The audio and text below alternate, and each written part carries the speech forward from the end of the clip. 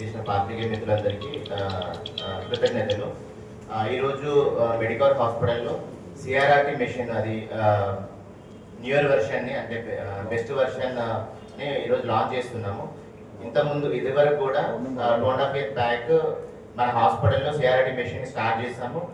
4 patients చేసాము. 4 3 కోలుకున్నారు. వాళ్ళు ఇప్పుడు నార్మల్ హెల్తీ లైఫ్ లీడ్ చేస్తున్నారు.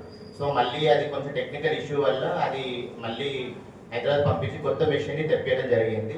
అసలు సిఆర్ఆర్టీ ఏంటి, దాన్ని ఎందుకు యూజ్ చేస్తామంటే, ఇప్పుడు మన కరీంనగర్ సరౌండింగ్స్లో చాలామందికి ఏ విధమైన అంటే ఇన్ఫెక్షన్స్ కానీ లేకపోతే ట్రామా అంటే యాక్సిడెంట్స్ కానీ ఏ రకమైన ఇబ్బందులు ఉన్నా లాస్ట్కి పేషెంట్కి బీపీ అనేది తగ్గిపోయి యూరిన్ బంద్ అవుతుంది.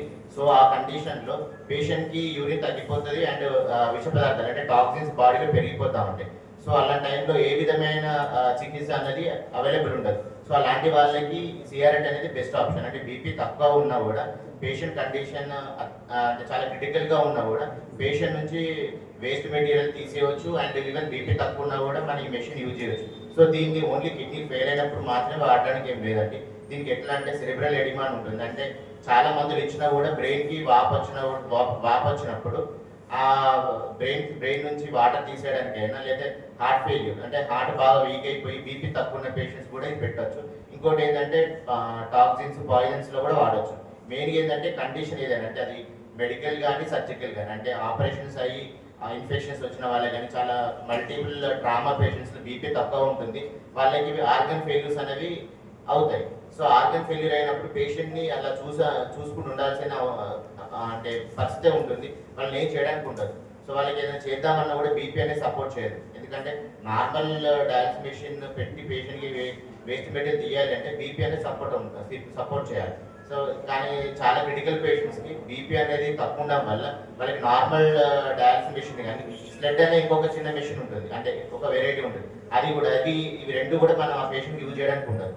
సో ఇంకోటి బ్లడ్ ఇంజరీ అబ్డామెన్ ఉంటుంది పేషెంట్కి. సో వాళ్ళకి ఒకవేళ వీలైతే సిఎంపీ అంటే పొట్టలో వేసే డయాలసిస్ కూడా చేయొచ్చు. కానీ అంటే బ్లడ్ ఇంజరీ అబ్డామెన్ అంటే కడుపు దెబ్బ తాకి అంటే దాంట్లో అవయవాలు ఖరాబ్ అయిన వాళ్ళకి అది చేయడానికి ఉండదు.